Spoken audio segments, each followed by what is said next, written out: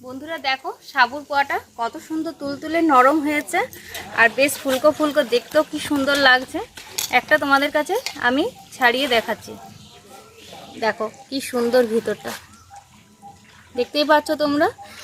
বন্ধুরা আমার ভিডিওগুলি যদি তোমাদের ভালো লেগে থাকে আর একটুও যদি হেল্পফুল হয়ে থাকে তাহলে আমার চ্যানেলটিকে সাবস্ক্রাইব করবে, লাইক করবে আর শেয়ার করবে বন্ধুদেরকে। আর কোনো কিছু যদি জানার থাকে তাহলে কমেন্ট বক্সে অবশ্যই লিখবে, আমি রিপ্লাই দেওয়ার চেষ্টা করব। নমস্কার বন্ধুরা, আমি চলে এসেছি মান্টি কিচেন অ্যান্ড ব্লগসে। সবাইকে জানাই শুভ সকাল। আজ তোমাদের সাথে একটি নতুন রেসিপি নিয়ে চলে এসেছি। সেই রেসিপিটি হচ্ছে সাবুর পোয়া। সাবুর পোয়া বানাতে গেলে কি কি জিনিসের প্রয়োজন বলে দিন। সাবুর পোয়া বানাবার জন্য আমি এখানে 200 গ্রাম সাবু নিয়েছি, সেটি রাতের বেলায় ভিজিয়ে দিয়েছিলাম। ঠিক আছে, এটি 200 গ্রাম সাবু জলে ভিজতে দিয়ে দিয়েছিলাম। তারপরে সাবুর পোয়ার জন্য চাই তোমার 250 গ্রামের মতো চিনি নিয়েছি, রুল ময়দা আর মৌরি নিয়েছি, কিশমিশ নিয়েছি আর 2টি কলা নিয়েছি, আর দুধ আর জল। ঠিক আছে, এগুলি সাবুর পোয়ার জন্য এগুলি যথেষ্ট আর খুব সুন্দর হবে। কীভাবে বানাবো দেখো।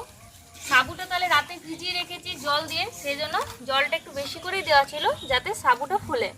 এবারে আমি এই জলটি ফেলে দিচ্ছি, এই জলটা আর প্রয়োজন নেই। জলটা যতটা পারবে ভালো করে ফেলে নেবে। ময়দার পোয়া তো আরে খেয়েছো, সাবুর পোয়া একবার বানিয়ে দেখো, খুব সুন্দর আর খুব নরম, তুলতুলে নরম। সাবুর জলটা দেখো ভালো করে ছেঁকে নিয়েছি। এবারে কি কাজ করতে হবে, সাবুটাকে ভালো করে হাতে চকুটে নিতে হবে। এই সাবুটাকে যতটা পারবে চকুটে নেবে, এরকম এরকম করে হাতে চকুটে নেবে, তাহলে দানাগুলো মিহি হয়ে যাবে।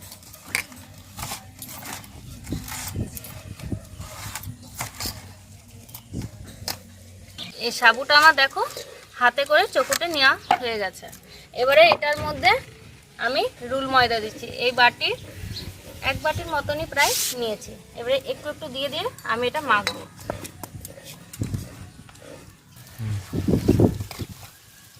এই দেখো রুল ময়দাটা দেওয়া হয়ে গেল।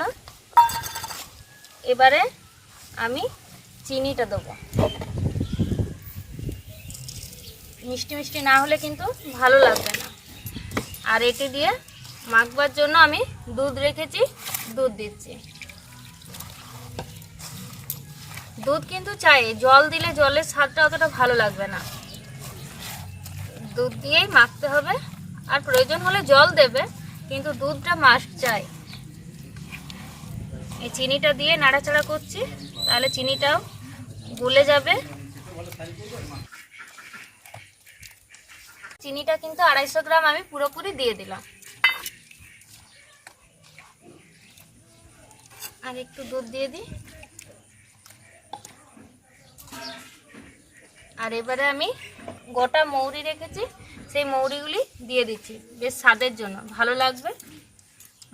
আর কিশমিশ রেখেছিলাম কটা ভিজিয়ে, ওই কিশমিশগুলো আমি এই রুল ময়দা চিনি সাবুর মধ্যে দিয়ে দিচ্ছি।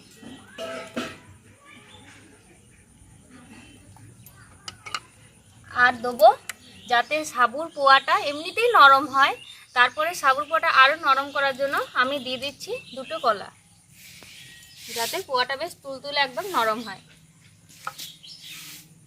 2টো কলা দিয়ে দিলাম। এই 2টো কলা দিয়েও ভালো করে এটা কচুটে নেব, যাতে রুল ময়দার সাথে মিশে যায়। দেখো বেটারটা আমার ভালোই তৈরি হয়ে গেছে। তাহলে আমি কি কি দিলাম, সাবু ভিজিয়ে রেখেছিলাম, সেই রাতে সাবু ভিজিয়ে রেখেছিলাম, সেই সাবুটা দিলাম প্রথমে। তারপরে দিলাম 250 গ্রামের মতো চিনি দিলাম, আর রুল ময়দাও দিলাম 250 গ্রামের মতনই, আর মৌরি, কিশমিশ আর 2টি কাঁঠালি কলা দিলাম। সিঙ্গাপুরি থাকলে সিঙ্গাপুরিও দিতে পারো, সেটার কোনো অসুবিধা নেই, কলা হলেই হচ্ছে। বন্ধুরা সাবুর পোয়ার জন্য আমার ব্যাটারটা তৈরি হয়ে গেছে, দেখে নিচ্ছ। এটি এবারে আমি কড়াইয়ে তেলে ছাঁকবো, সাদা তেলে। চলো রান্নাঘরে এসো।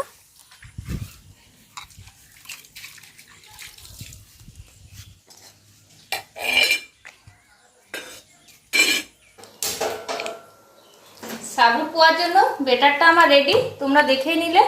এবারে কড়াই চাপিয়ে দিয়েছি, কড়াইয়ে আমি সাদা তেল, আর এটা কিন্তু সাদা তেলেই করতে হবে। দেখো তেলটা গরম হয়ে গেছে, এবারে তেলের মধ্যে আমি একটি একটি করে দিয়ে দেবো।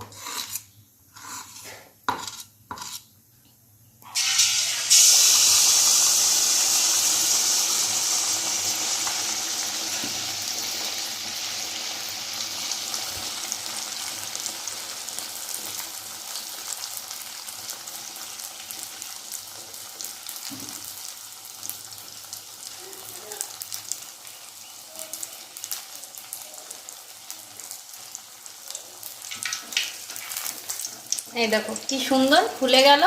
আর তেলটা যদি গরম না হয় তাহলে কি হবে জানো, কড়াইয়ের সাথে চিটে যাবে।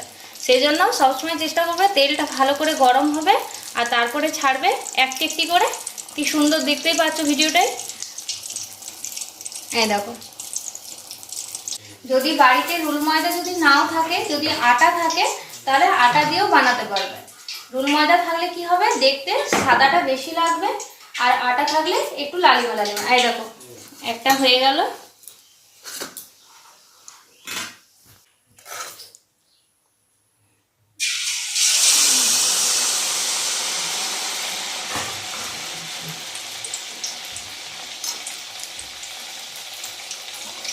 তেলটা যদি খুব গরম হয়ে যায় তো একটু কমিয়ে দেবে।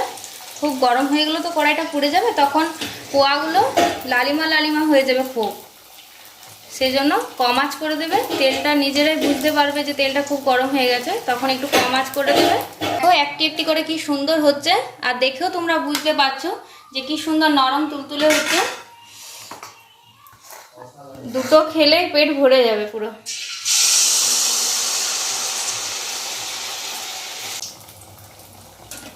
সাধারণত দেখো গুড় দিয়ে তো পোয়া হয়ই। এটা হচ্ছে সাবুর পোয়া করতে গেলে চিনিটাই দেবে, নাহলে সে গুড় দিলে লালিমা লালিমা ভাবটা চলে আসবে।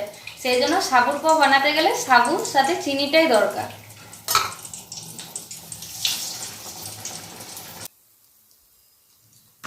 বন্ধুরা দেখো সাবুর পোয়াটা কত সুন্দর তুলতুলে নরম হয়েছে, আর বেশ ফুলকো ফুলকো, দেখতেও কি সুন্দর লাগছে।